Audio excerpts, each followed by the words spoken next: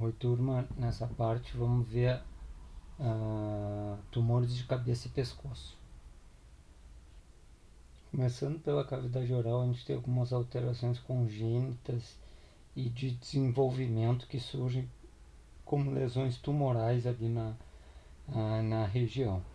A gente pode ter o cistodermoide, que é um tumor de células ah, embrionárias, né, que dão origem aos três folhetos, né, embrionários, então podem produzir uh, tumores com elementos de linhagem epitelial, mesenquimal e endodérmica. Mas o mais frequente é ter elementos ectodérmicos. Então, o cisto geralmente tem anexos cutâneos, pode ter dente, osso, epitélio respiratório. É bem frequente aparecer numa idade, né, das crianças, de crianças, né?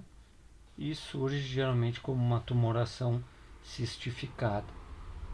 A gente tem ainda a heterotopia, que pode acontecer na cavidade oral e um pouco mais na região posterior na orofaringe, que pode ser de mucosa gástrica, mucosa intestinal ou até mesmo de um tecido cerebral, né, glial. Na base da língua, a gente pode ter uma tireoide lingual, um remanescente que pode ficar ali do ducto tireoglosso, né, que é aquele trajeto que a tireoide faz desde a base da língua até chegar na região anterior do pescoço, lá no desenvolvimento embrionário. Então, nesse trajeto pode ficar alguma tireoide ali na base da língua. Ainda na base da língua, a gente pode ter uma tonsila lingual proeminente. Nessa região, a gente tem um anel de Waldeyer, que tem bastante tecido linfóide, fazendo um anel na orofaringe, parede posterior da faringe, e também na região ali da base da língua. Se uma dessas tonsilas ficarem proeminentes, né, tiver algum contato com algum antígeno e tiver uma hiperplasia reativa, ela vai então formar uma tumoração ali, né, que pode imitar uma neoplasia, mas entra no diagnóstico diferencial então uma tonsila lingual. E por último, os grânulos de Fordyce, que são glândulas sebáceas, né, em excesso localizadas na cavidade oral. Aqui algumas imagens dessas lesões. Aqui em cima um cisto dermoide, então um cisto contendo uma cavidade com revestimento epitelial com epitélio da pele queratinizante com anexos cutâneos aderidos na parede. Na direita a gente tem uma tireoide na base da língua, a gente tem um tecido tireoidiano contendo folículos e material coloide. E embaixo aqui a gente tem o exemplo dos grânulos de Fordyce, né? Essas granulações amareladas que na biópsia, então, a gente vai identificar essa glândula sebácea aderida direto ao epitélio da, da mucosa oral. Outros tumores benignos da cavidade oral incluem a mucocele, que é uma lesão tumoral que ocorre por uma obstrução de um ducto de glândula salivar com acúmulo de muco no interior. Esse muco então pode fazer um cisto, né? Ou esse cisto pode romper ali no meio e esse muco extravasar. Então a gente pode ter uma mucocele tanto de extravasamento quanto no formato de um cisto de retenção. Depois, seguindo, a gente tem um fibroma oral, que é uma hiperplasia fibrosa do estroma, ali abaixo da mucosa oral. Isso aí pode ser por uma lesão traumática, irritativa, né, ou de origem idiopática, surgindo então essas hiperplasias do estroma, ali, uma proliferação fibroblástica depositando colágeno, fazendo um fibroma oral. Geralmente surge como uma lesão polipoide. A hiperplasia pseudoepiteliomatose é uma lesão reativa hiperplásica do epitélio, que pode acontecer, né, se a gente tem algum fungo, por exemplo, depositado na mucosa, ou às vezes essa hiperplasia pode ser até induzida por algum outro tumor que está proliferando abaixo do epitélio. A superfície ela vai ficar hiperceratótica, então aparece como uma lesão branca também, meio leucoplásica, que a gente vai ver a seguir o que é uma leucoplasia. E esse tipo de lesão é um grande mimetizador, então, de neoplasias da cavidade oral, principalmente o carcinoma epidermoide. A gente tem ainda o granuloma epiogênico, que aparece como uma lesão com aspecto de amora na mucosa. Geralmente ela reflete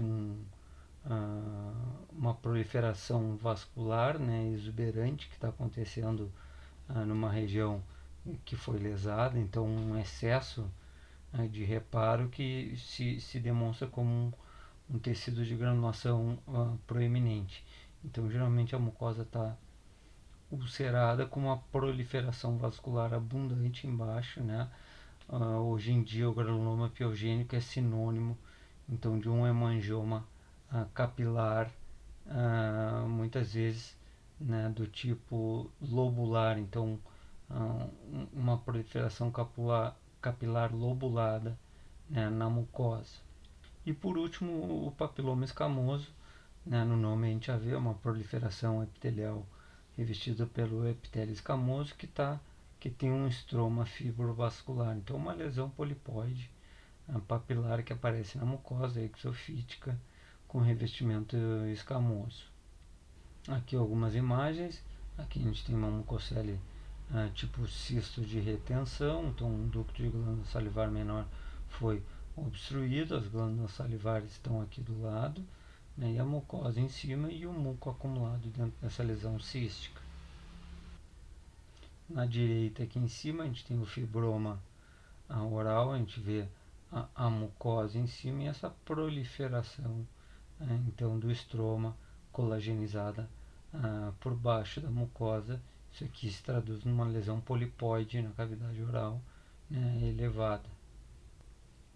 Na esquerda embaixo a gente tem a hiperplasia pseudoepiteliomatose. Isso aqui é o epitélio sofreu um sinal, uma indução para proliferar e está imitando uma neoplasia.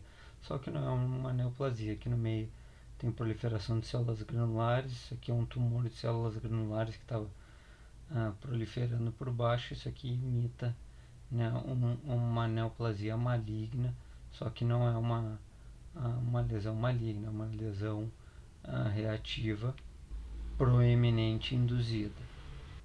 E aqui à direita, então, a gente tem um granuloma epiogênico ou hemangioma capilar lobular, essa proliferação vascular proeminente, né, que surge também como uma lesão polipóide na mucosa. Entrando agora em leucoplasia e eritroplasia.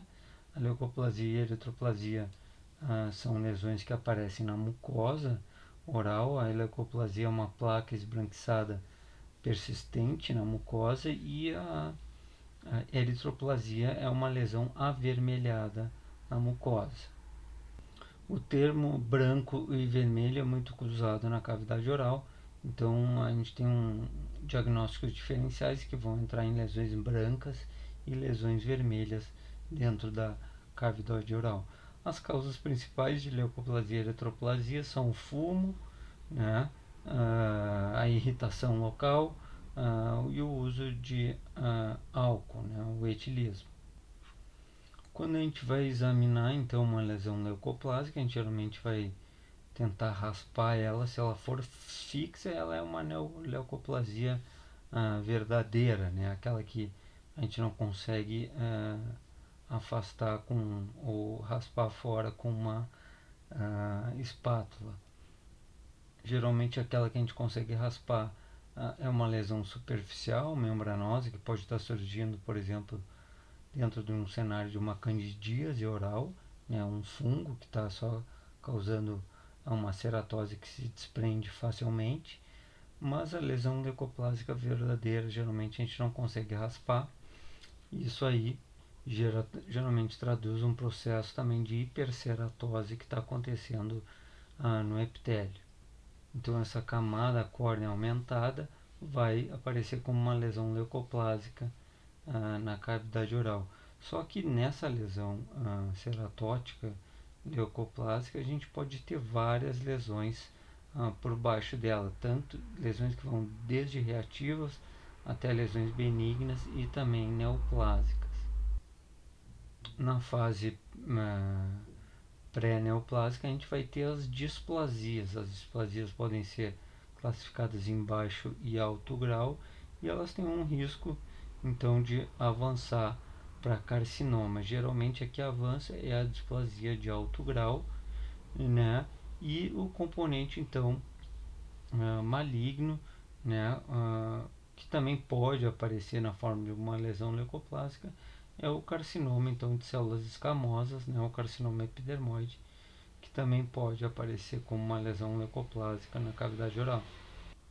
Aqui alguns exemplos, então, uma lesão leucoplásica na borda da língua, na mucosa do palato, no assoalho da boca, e uma lesão eritroplásica, né, a lesão vermelha, né, que também pode ter displasia, um fator né, de risco para uma neoplasia, e a gente tem então associada a essa eritroplasia uma área nodular. Isso aqui é um carcinoma epidermoide surgindo numa eritroplasia. Essas outras lesões leucoplásicas têm que ser biopsiadas, né, para a gente ver se tem displasia ou até um carcinoma epidermoide invasivo superficial em alguma dessas lesões.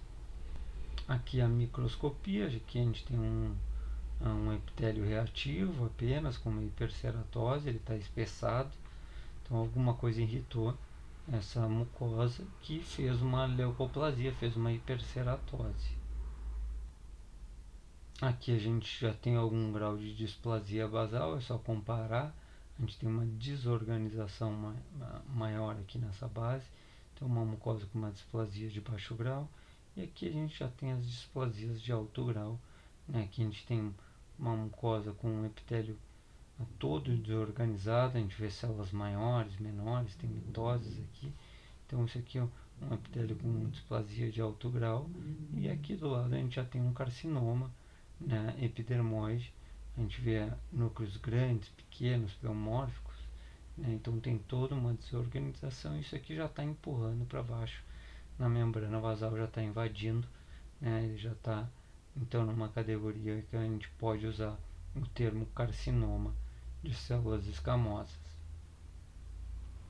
Entrando no câncer oral, então o carcinoma epidermoide, ou carcinoma de células escamosas, ou carcinoma espinocelular, é o carcinoma mais comum que a gente tem, representa 95% dos casos.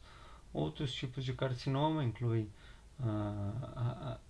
carcinomas relacionados a glândulas salivares, menores, e eventualmente um carcinoma neuroendócrino, ou um carcinoma adenoescamoso ou adenocarcinoma. Especificamente no epidermoide, então a maioria acontece nos 2/3 anteriores da língua e no lábio. Geralmente pacientes mais de idade avançada, então 50, 60 anos, tem uma prevalência um pouco maior em homens, e os principais fatores de risco são fumo, álcool, né, para o carcinoma de cavidade oral, e raramente associado com, com algum tipo de vírus, principalmente o HPV. Então são casos anedóticos que acontecem na cavidade oral. O câncer de orofaringe, daí sim, tem uma grande percentagem que é relacionado à infecção pelo vírus HPV.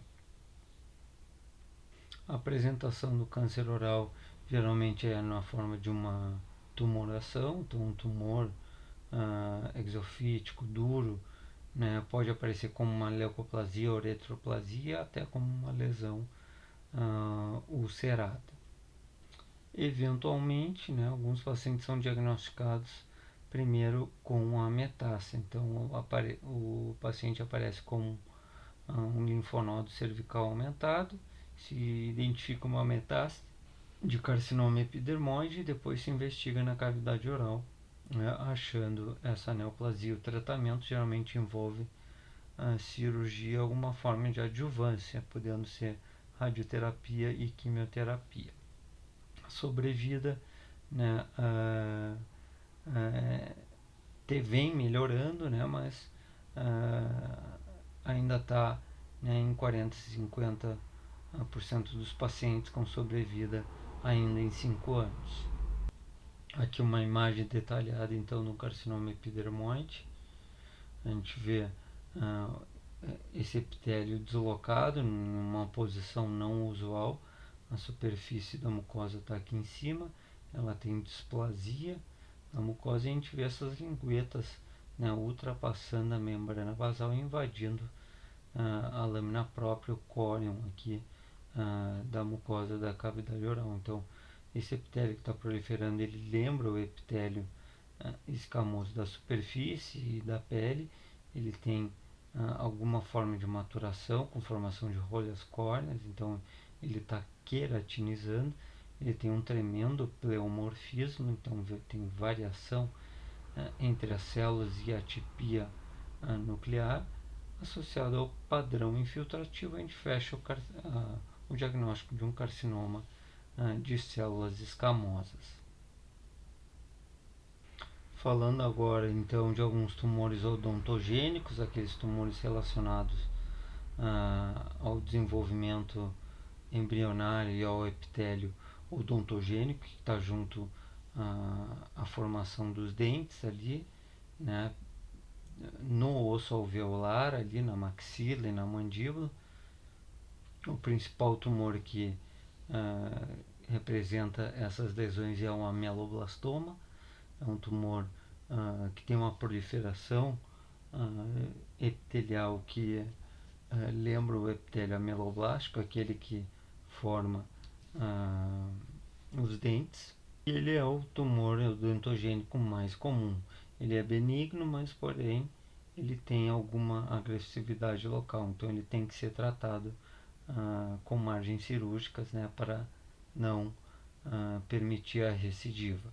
Ele geralmente não dá metástase e é mais frequente na mandíbula do que na maxila. Outras lesões odontogênicas incluem cistos, né, outras lesões benignas e malignas que são mais raras.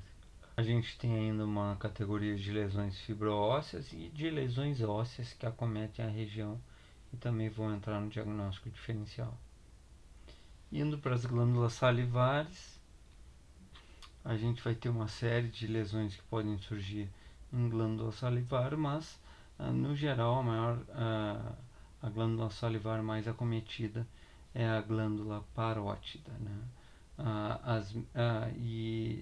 Tumorações são menos frequentes quando estão relacionadas a glândulas salivares menores.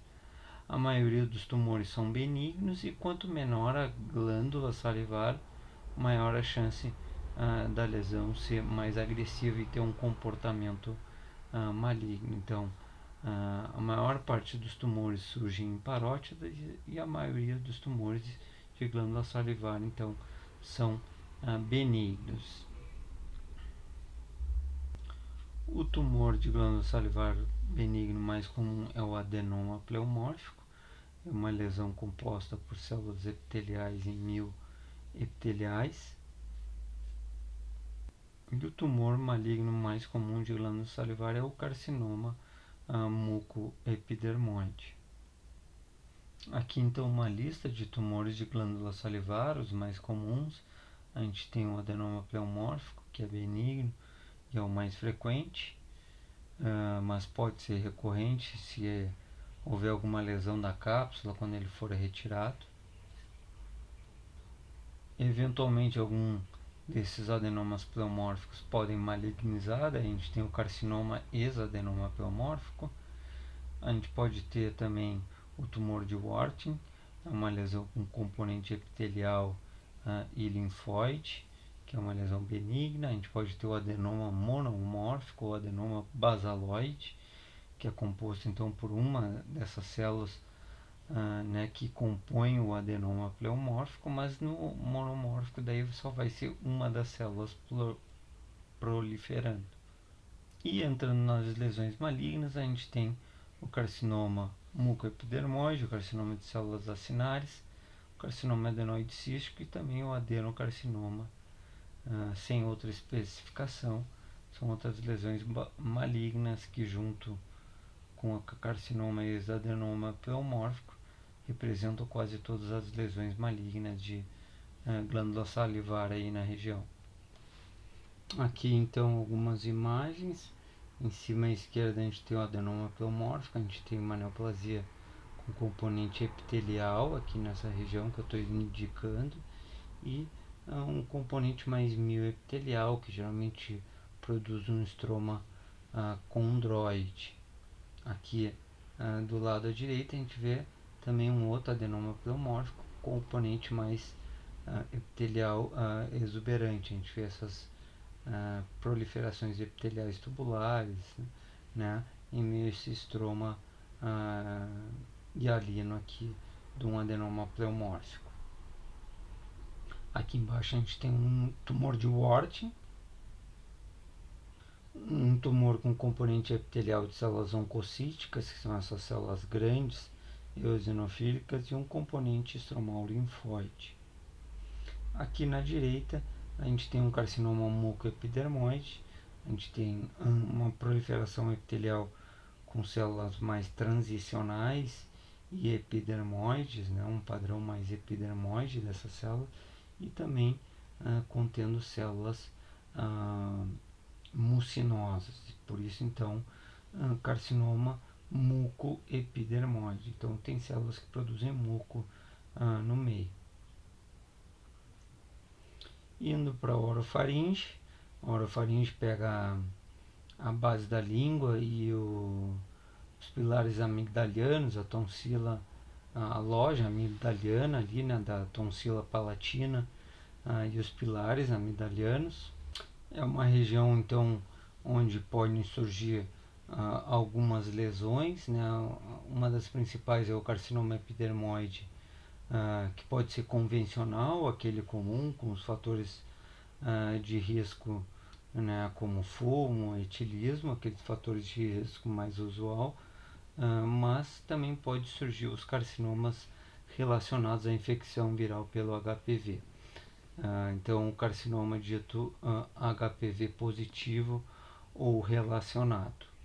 Hoje em dia, então, é obrigatório a gente fazer esse diagnóstico diferencial, saber se tem se ele é relacionado ao HPV ou não, porque esses carcinomas relacionados ao HPV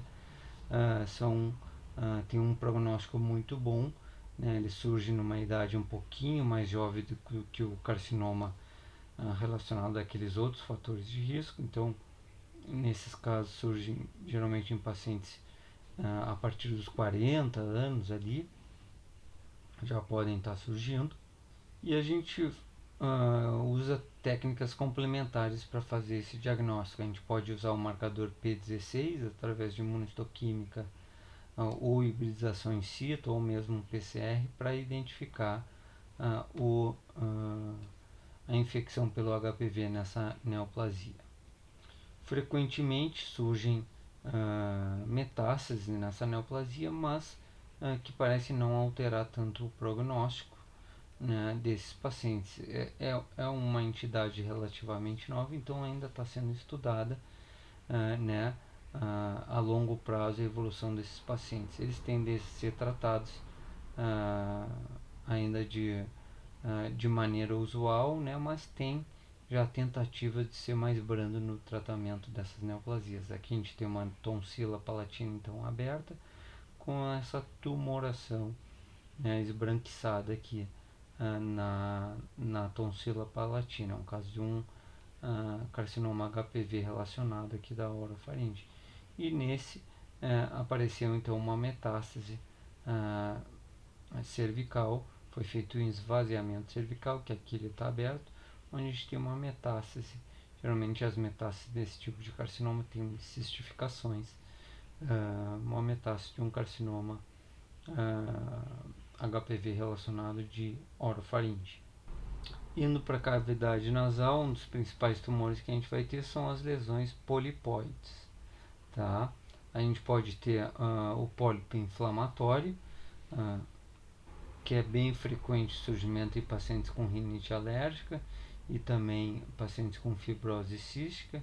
Esse pólipo, então, ele tem basicamente um estroma bem edematoso e inflamatório, ele leva a mucosa e surge como uma tumoração polipóide. Já o papiloma, ou pólipo nasal escamoso, ou papiloma sinonasal ou nasosinusal, antigamente chamado de papiloma schneideriano, é uma proliferação epitelial aí, tá? A gente vai ter dois tipos, o papiloma exofítico e o papiloma invertido ou endofítico.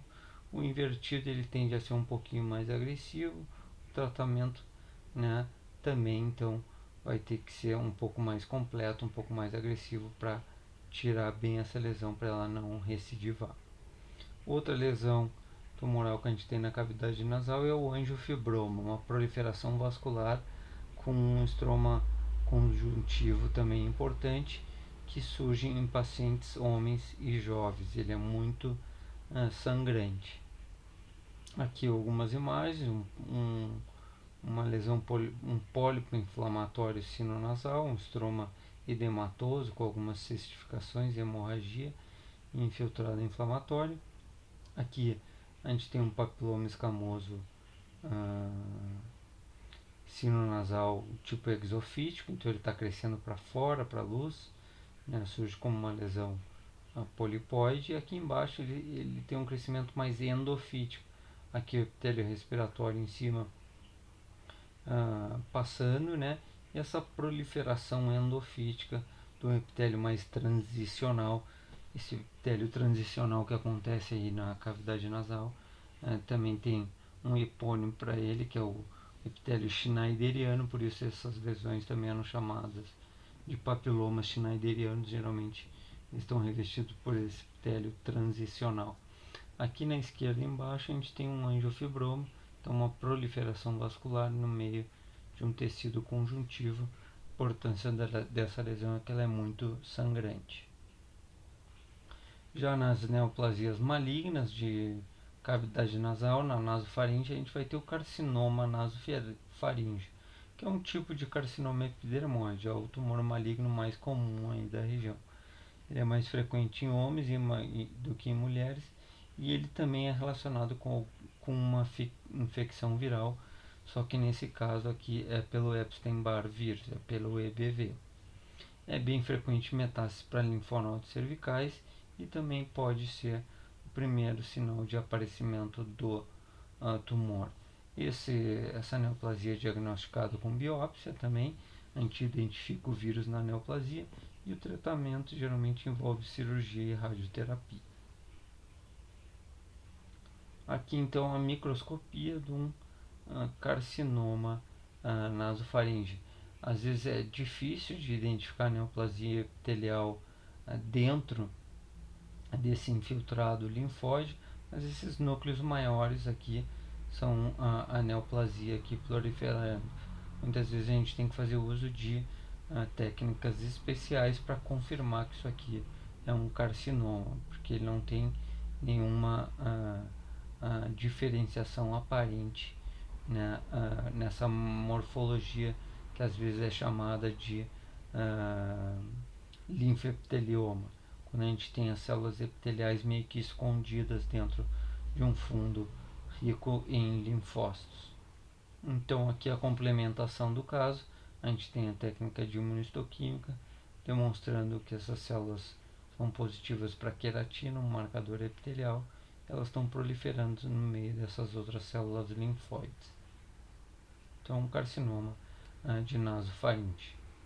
A maioria desses carcinomas não queratiniza, então eles são ditos indiferenciados, mas na região pode surgir também um carcinoma queratinizante, então um carcinoma epidermoide com uma diferenciação mais evidente. Outros tumores da cavidade nasal e também ali da orofaringe, que eu não falei, né, são os linfomas. A gente tem todo um anel linfóide aí na região, que vai da cavidade nasal, nasofaringe, orofaringe e base da língua, né? isso aí tudo forma o anel de Waldeyer. Podem surgir linfomas aí, então aquelas neoplasias relacionadas com linfócitos. A maioria são linfomas do tipo B, né, o principal linfoma difuso de grandes células B, mas eventualmente pode surgir um linfoma do manto, um linfoma folicular, um linfoma de zona marginal, né, tipo malte aí na região. Aqui então uma representação esquemática do anel de Waldeyer com tecido linfóide na tonsila palatina, na região retrofaríngea, na tonsila faríngea ou nasofaríngea, as tonsilas linguais e também umas tonsilas juntos ao ósseo da tuba de Eustáquio. A gente vê então esse tecido linfóide da tonsila, onde podem surgir então essas proliferações monomórficas, né? Isso aqui são linfomas, onde os linfócitos são neoplásicos e eles estão proliferando, surge então morfologicamente como neoplasias de células redondas. Indo para a laringe, tumores de laringe, a gente vai ter o pólipo ou nódulo na laringe, né? A lesão polipóide geralmente é unilateral e os nódulos geralmente surgem bilateralmente. Ela acontece então por uma degeneração não inflamatória, um trauma ali vocal, né, vai produzir essa lesão, ou o uso de cigarro, né, ou mesmo lesões alérgicas. O paciente que é muito alérgico pode então cursar com essa degeneração abaixo da mucosa, né, essa porção do estroma ali que é bem frouxa da prega vocal pode então degenerar com uma fibrina, né, ter uma reação inflamatória ali embaixo, elevando a mucosa, então formando uma lesão elevada polipoide e, claro, altera ali o relevo da região. Isso aí vai então repercutir clinicamente como uma rouquidão. Nessa região então a gente tem também o papiloma. Papiloma, pelo nome, né, é uma proliferação epitelial com revestimento por epitélio escamoso com estroma fibrovascular. Geralmente tem relação com HPVs de baixo risco, né? Em adultos geralmente é solitário e não que recorrente, mas esse epitélio pode sofrer com os mesmos fatores de risco que qualquer epitélio nessa região sofre, então fumo, álcool, tudo isso aí pode agredir o papiloma e pode surgir então displasias e neoplasias em cima dessas lesões papilares. Mas a gente tem um cenário clínico patológico de múltiplos papilomas que surgem de forma recorrente e progressiva ali na região, então podendo incomodar bastante o paciente. Isso aí geralmente surge em crianças, né, em pacientes mais jovens, então persiste esse HPV de baixo risco ali fazendo múltiplas lesões papilares. Eventualmente o paciente tem que fazer várias intervenções aí até não parar de recidivar essas lesões. Aqui então os exemplos de um pólipo em prega vocal. Quando a gente vai examinar essa lesão polipoide, geralmente a gente recebe esse material porque tem algum diagnóstico diferencial com alguma neoplasia. A gente afasta isso aí, observando essa degeneração mixofibrosa, fibrinosa com hemorragia e vasos ectásicos aqui abaixo da mucosa. Já a lesão polipóide com uma característica mais de cacho de uva, né, uma lesão meio cerebriforme, já é a aparência mais endoscópica do papiloma escamoso. Então a gente tem uma proliferação epitelial com padrão papilar, um estroma fibrovascular revestido por um epitélio escamoso, né, característico do papiloma escamoso. Entrando nas neoplasias malignas de laringe, o principal vai ser o carcinoma epidermoide, né? Ele representa 95% dos casos. principais fatores de risco são ser homem, né, ser fumante e fazer uso de álcool. Aqui, como em outras regiões fora da orofaringe, os carcinomas relacionados a HPV são mais anedóticos, são casos isolados, né, que têm relação com HPV de alto risco. A localização principal, então, do carcinoma epidermoide de laringe é a supraglote, e depois, então, a glote e a infraglote, por último. Podem cursar com metástases em linfonodos cervicais. O principal sintoma, como em toda lesão de laringe, é a rouquidão. Eventualmente pode surgir tosse e hemoptise em alguns pacientes. O tratamento é cirurgia mais radioterapia, e o prognóstico vem melhorando muito nos últimos anos. Aqui alguns exemplos de carcinomas de laringe. Aqui uma lesão exofítica bem extensa, pegando essa prega vocal direita aqui junto da comissura anterior. Aqui uma outra peça de laringectomia, assim como essa aqui da direita, aberta com esse tumor exofítico crescendo ali. Esse da direita, então, transglótico, ocupando desde a supraglote, a glote, a porção infraglótica da laringe, né? Um tumor bem extenso, por isso que foi a laringectomia. Aqui mais uma vez a morfologia do carcinoma epidermoide, uma neoplasia que lembra o epitélio da pele com queratinização, padrão infiltrativo, um carcinoma epidermoide ou de células escamosas da laringe. E por último aqui nesse vídeo, então, os tumores de orelha.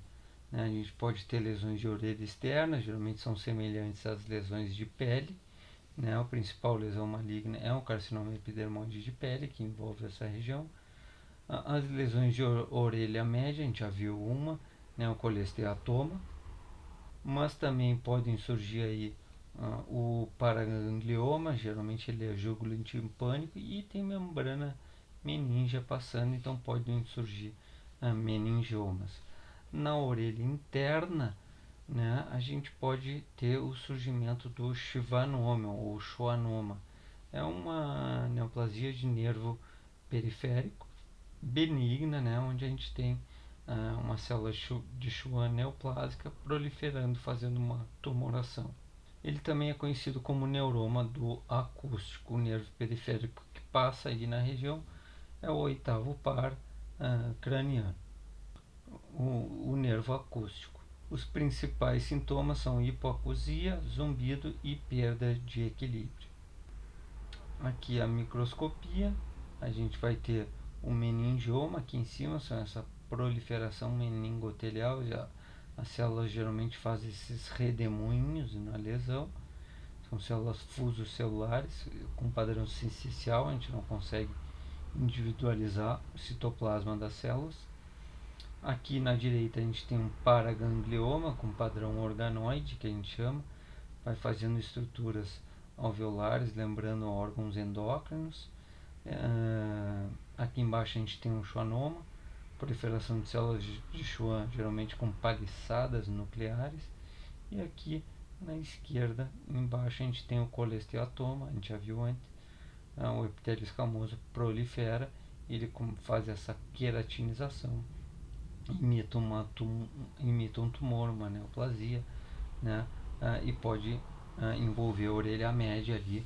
Tem que ser retirado esse epitélio, senão ele continua crescendo, pode lesar ali a orelha média.